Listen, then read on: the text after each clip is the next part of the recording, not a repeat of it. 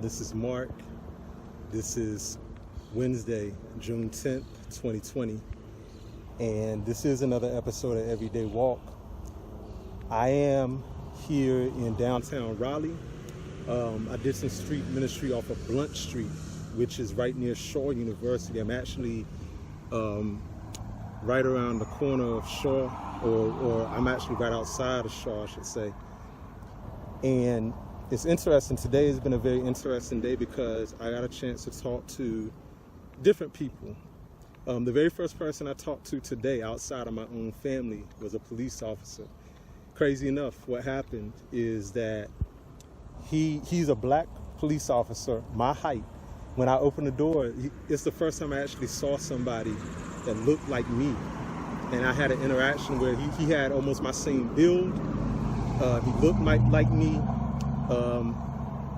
I discerned that he was a Christian. I didn't get into that conversation with him, but I shared with him. I told him I appreciated him, and I thanked him. What happened was there were some kids that were calling 911 in our neighborhood, and this officer told me that these kids had called 30 times, and they were calling and they were laughing over the phone. And so it's a shame that he would have to be called for something like that, but he had to figure out where the calls were coming from. And he was just trying to do a little bit of investigation, but he ended up knocking on our door. And the funny thing was, I was getting ready to come out here to do my street ministry, and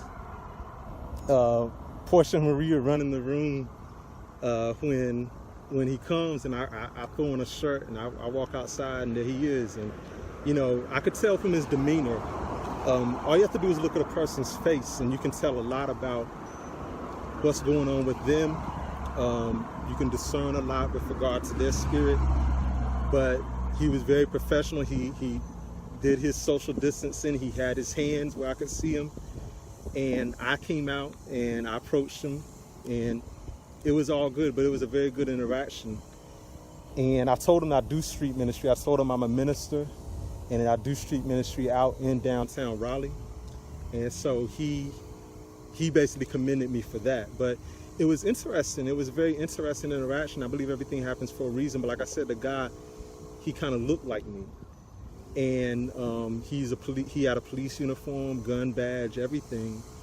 But it was just interesting to kind of, see, maybe even imagine yourself in that same position. And I commend him, especially with everything going on. And he's a black officer as well, too. But everything that's going on in the world right now, I commend him for being an upstanding officer of the law and someone who you can trust and you can feel safe. Just by his demeanor, I pray that that's the type of demeanor that I have.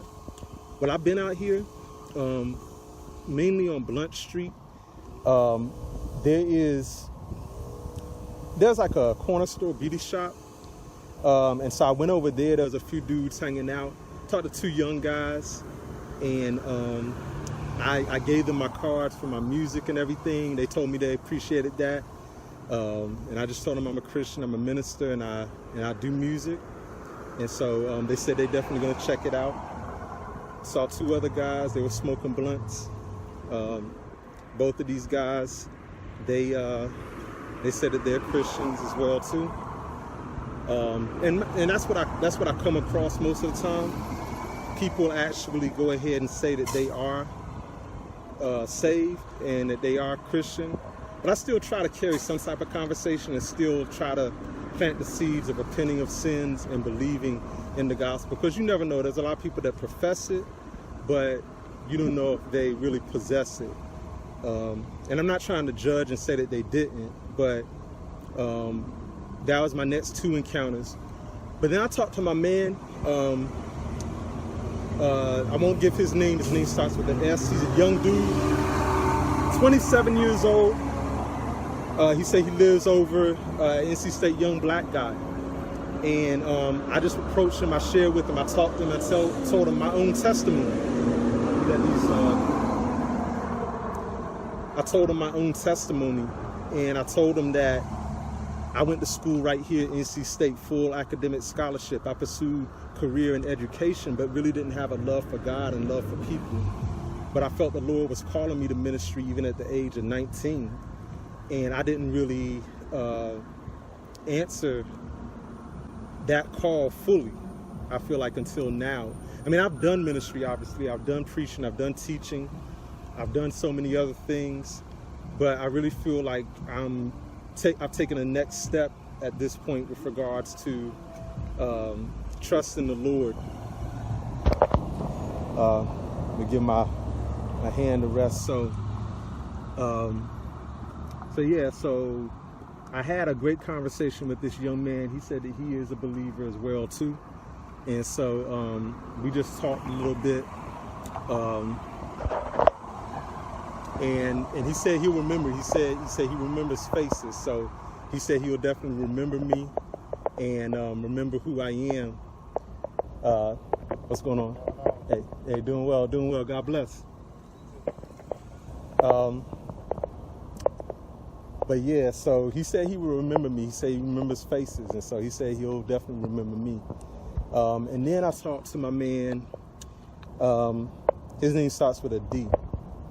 And this was a middle-aged white guy, and he basically broke down and shared his story, y'all. He even asked me to just go ahead and grab a seat, and I did. I sat with him. This man is under house arrest. He can't leave the county. He had the ankle bracelet on. Man is tatted up. But I promise you, he broke down in tears when he told me that he had just talked foul to his grandmother last night. He was drunk. He ended up talking to his brother. That I don't think that he's either met him or seen him in years. And the brother is going to come here to meet him so that they can just spend some time with one another. But this man just poured his heart out, and he said that he can't think. He said he's just going through so much in his head, and my heart went out to him, and I offered to pray for him, but he just asked that I would pray when I go home, and I told him I will. I told him I would remember his name. I already wrote his name down. I told him I would remember him, but I did share with him that God's grace is sufficient, and he did tell me about how he talks to God, and when he prays that his prayers are answered. But I guess one of the things that I'm really trying to work on is just engage even deeper. And he was willing to actually go a little bit deeper in his conversation to share with me more of what's going on with him. But long story short, today was different people from different walks of life. Young African-American police officer, young African-American male, young black male, middle-aged white man. But everybody's people. And today actually it's kind of monumental because I've done most of my street ministry on Fayetteville Street. And that's why I parked today, and I walked over here because I know that Blunt Street, Person Street, these other streets are not that far away. And so I actually walked over here in order to do the ministry. But this is the first time that I've actually come into more of these areas. And these would be considered more of the African-American area, what you would consider to be the neighborhood. And it's not too dissimilar from where I grew up in Cedar Grove. Shout out Cedar Grove in Supply, North Carolina. It's just more of a city landscape. You got a school right across the street, which is something that we didn't have where we grew up.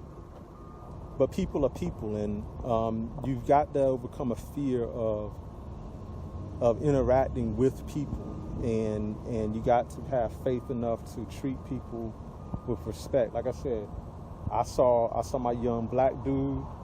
I went over and had a conversation with him.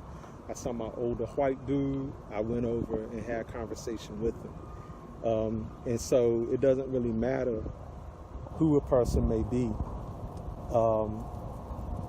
Don't have any preconceived notions. You want to be discerning. You want to still be as wise as a serpent and as harmless as a dove, as Jesus teaches.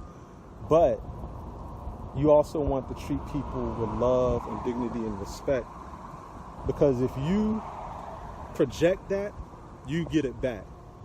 And that's what I've gotten back. And there was another dude, because we were talking close to where the bus stop is, and there was another dude that came up, and he's a black dude, and I went up to him, I put my fist out. I always try to do that to kind of like, fist pump, to kind of like, say, I come with no malice. I'm not a threat, but I could discern that he wasn't in the mood to talk, and he had his earbuds in. So I knew that now wasn't the time to actually talk with him. But I'm gonna wrap this video up. I don't want to make it too long, but again, I just wanted to encourage you all and let you all know what's going on with Everyday Walk. And more videos are to come. We're going to come back out here, Blunt Street, Person Street. This is going to become more of the area that we're going to try to minister to more frequently, because it is an area with a high African-American population. Shaw University is right there, so there's a ton of history. SNCC started at Shaw University, a Student Nonviolent Coordinating Committee, which was instrumental in the civil rights movement. So there's a lot of history at Shaw University for sure. And there's a whole lot of wisdom in this area of people that have been here for a while and know the area and know the community here. But again, just God bless you all. Hope everybody is doing well. And until next time, I look forward to see you again soon.